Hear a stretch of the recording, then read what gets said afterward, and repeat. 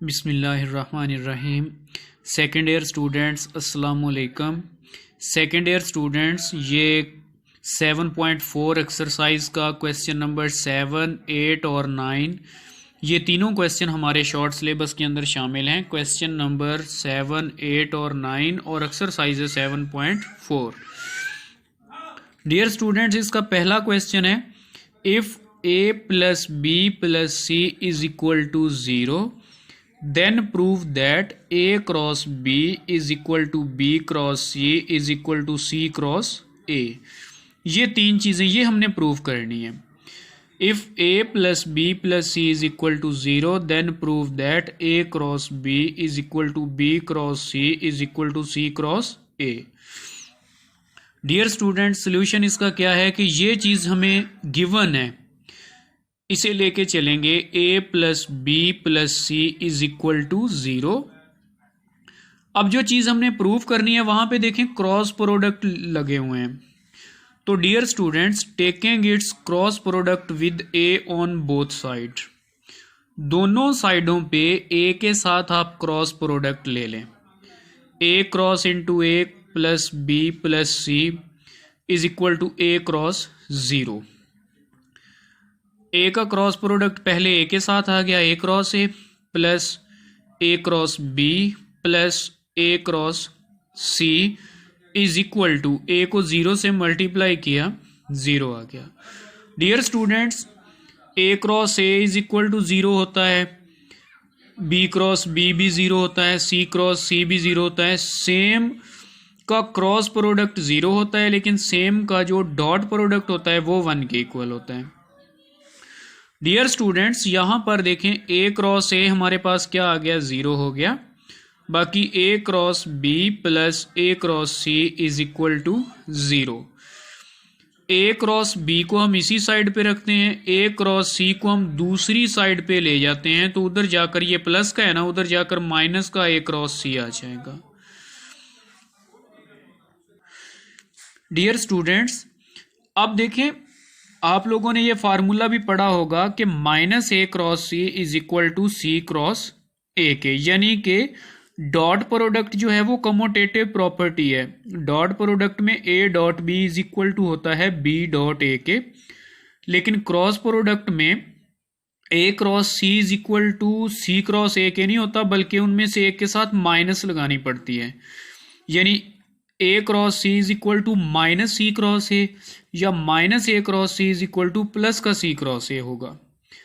तो अब यहाँ पे डियर स्टूडेंट्स देखें, ये जो हम ए क्रॉस सी को इस साइड पे लेकर आए हैं वो माइनस का हो गया, इसे जब इंटरचेंज करेंगे तो वो किसका हो जाएगा, प्लस का हो जाएगा, अगर इनको आपस में इंटरचेंज करेंगे।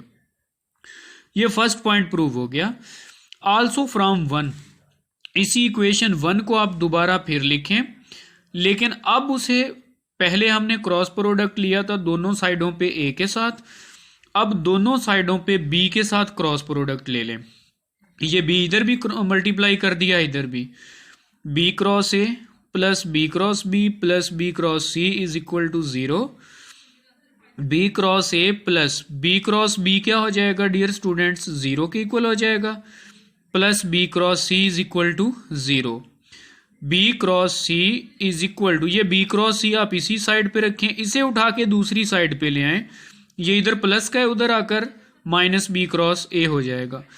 अब इनकी जगह इंटरचेंज करें, ए को फर्स्ट में लिखें बी को बाद में लिखें, तो ये माइनस किस में कन्वर्ट हो जाएगी, प्लस में कन्वर्ट हो जाएगी। ये हमारे पास सेकंड आंसर आ गया।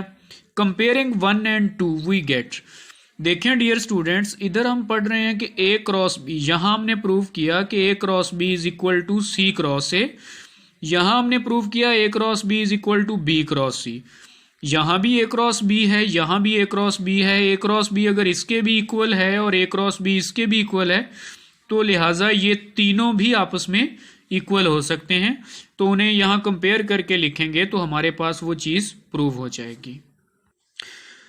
डियर स्टूडेंट्स, क्वेश्चन नंबर 8 है हमारे पास, prove that sine into alpha minus beta is equal to sine alpha cos beta plus cos alpha sine beta. बहुत इंपॉर्टेंट क्वेश्चन है। Sine into alpha minus beta is equal to sine alpha cos beta plus cos alpha sine beta. हमने क्या काम करना है, इसे solve करते वक्त हमने इस तरह करना है। सबसे पहले तो ये डायग्राम होगी हमारे पास, ये एक्स एक्सिस बनाएंगे, एक्स माइनस एक्स हो गया या एक्स प्राइम शो कर लें, वाई और वाई प्राइम हो गया।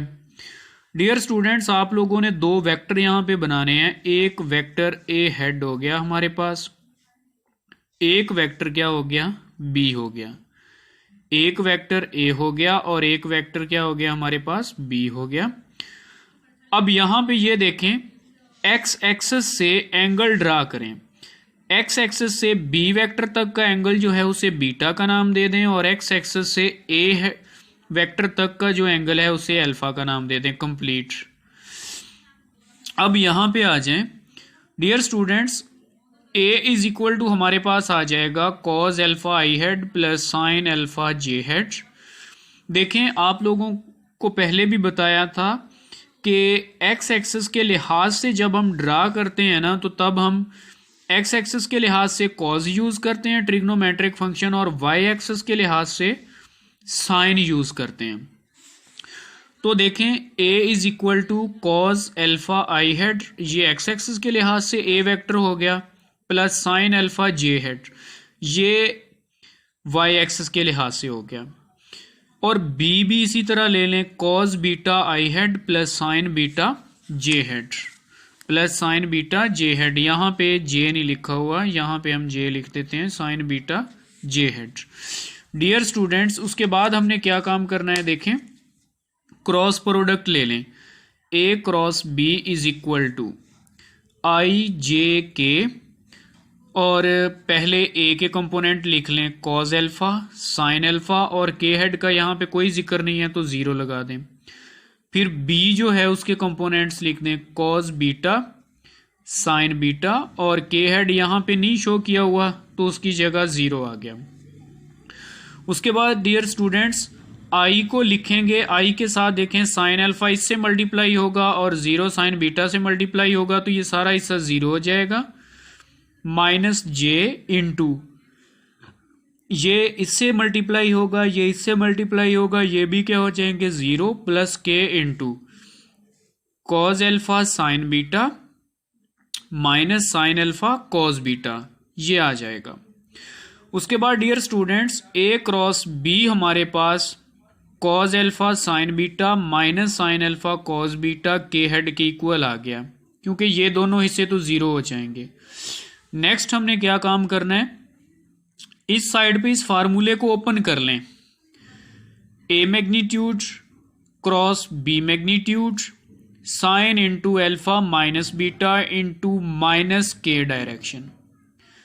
ए magnitude cross B magnitude sine into alpha minus beta into minus K direction.